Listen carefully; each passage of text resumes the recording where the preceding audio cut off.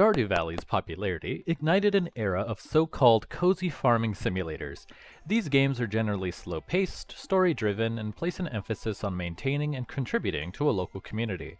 So, anytime a game that hits these benchmarks comes out, they are equally all referred to as a Stardew clone, which I always found funny, because Stardew Valley definitely did not invent the genre. Harvest Moon goes all the way back to 1996, where it's better known in Japan as Pokujo Monogatari, or Farm Story, where it released to a pretty cold audience, but slowly became a commercial success over the rest of its life.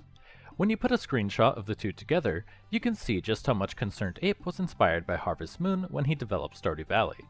Society Sunlit Valley is then the next in line for this genre. Taking most, if not all, of the same mechanics, Society Sunlit Valley strikes a good balance between the more rigid standalone titles and Minecraft's open sandbox environment. Generally, the main bottleneck in this genre is the overall size of the farm.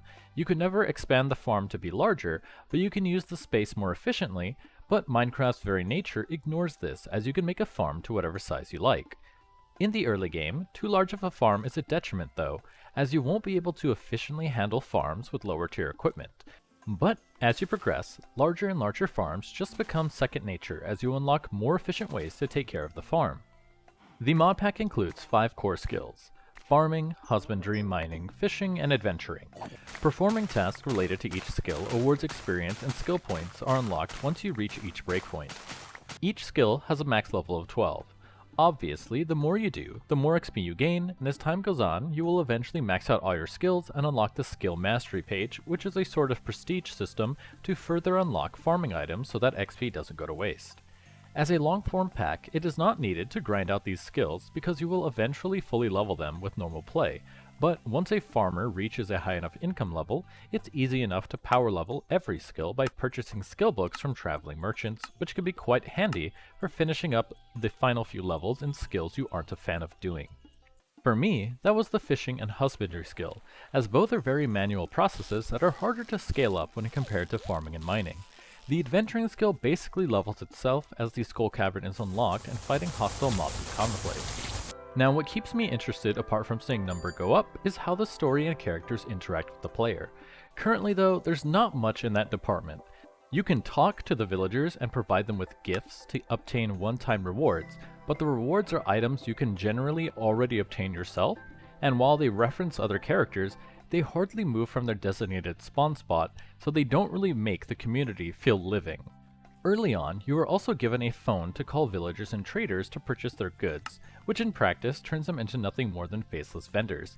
It really takes the society out of Society Sunlit Valley when you can pretty much never interact with an NPC after you get the phone. I don't know if it's on the developer's roadmap, but having things like special food recipes be unlocks from villagers like in Stardew Valley would be a neat way to encourage the player to interact with the NPCs and learn their likes and dislikes. Now, for the rest of the gameplay, it follows Stardew Valley progression very closely. You craft some wooden tools and leather armor and upgrade them as your income level increases. I did enjoy that tools had unlimited durability and dying was the only way they took damage. In a pack centered around farming, it's nice not having to worry about crafting new tools. Early income is gained by farming crops, and after spending some time mining for rare gems, you can upgrade to fermenting jars to get triple the profit. Fishing felt like a pretty poor way to make money until you can invest into fish ponds, which are much more manageable as the fish themselves aren't worth all that much and the artisan machines required to process them are quite expensive. I ended up using fish ponds more for resource generation over profit, as they did allow for a steady stream of resources that are otherwise difficult to craft. Mining is straightforward, albeit you cannot upgrade your tools to diamond tier without having a big enough income stream, and mining itself is not all that profitable outside of cracking geodes, which is heavily dependent on RNG. Husbandry fell into a similar category. In theory, animal products do sell for a modest sum, but you have to invest a lot of time and money into each farm animal until they become fully efficient. This is before you can even invest in artisan machines needed to process animal products, which meant that outside of required goods, I didn't spend much time working with animals. Now, after you progress through the farm bundles and unlock these Skull Caverns, the mid-game really begins. By this point, money is really rolling in, but it's still quite manual, as Sparkstone is needed for automation. Lead, Sparkstone, Silver, and Iridium can only be found in the lower layers of the Skull Cavern, which for a while is quite dangerous, but unlike Stardew Valley, since we operate in 3 dimensions and can actively build in the cavern, it becomes quite easy to make it down after a few trips. You gain enough protection and buffs from the skill tree that iron armor makes you pretty strong in all but most situations. At this point, money is being spent to make more money. We don't quite have enough cash to build create machines nor sparkstone automation, but with tool upgrades, the work is being done much faster, and after year 1, we have access to much more profitable crops. Now, the endgame is where the grind truly begins. For some people, perfection is the goal, and to reach it will require millions of dollars. Making 1 million is easy, but making multiple millions is where the challenge is.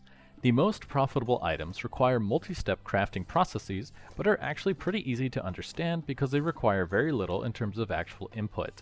The challenge is that crafting the late game artisan machines themselves takes a heavy investment of money and rare materials like iridium, but at this point everything else is automated, so who cares about what things cost?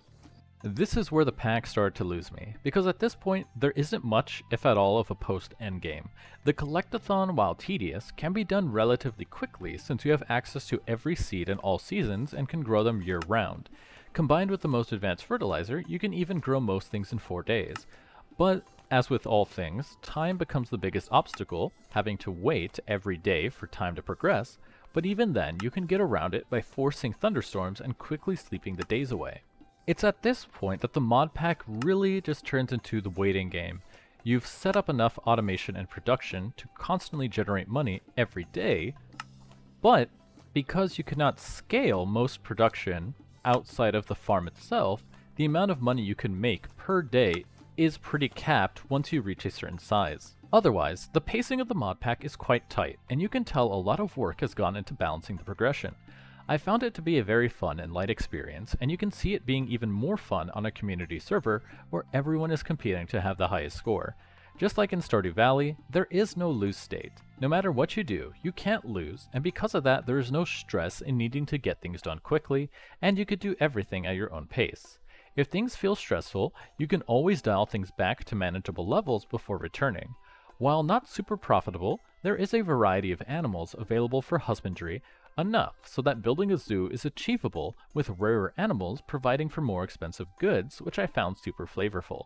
I'm not a builder myself, so I found the buyable blueprints to be a great addition for adding nice structures to the farm, and the mod pack provides for a large variety of cosmetic items to make a base look as stunning as you'd like. I'm not one for assigning strict numbers to a review, so I'll end this review by saying that Society Sunlit Valley is a wonderful mod pack with solid ideas and very good optimization.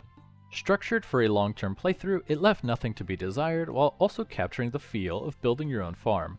While development is still in progress, one could call this mod pack feature complete, with maybe some more post-game work to be done. I'm your host, Hamas28, and I'll see you all next time.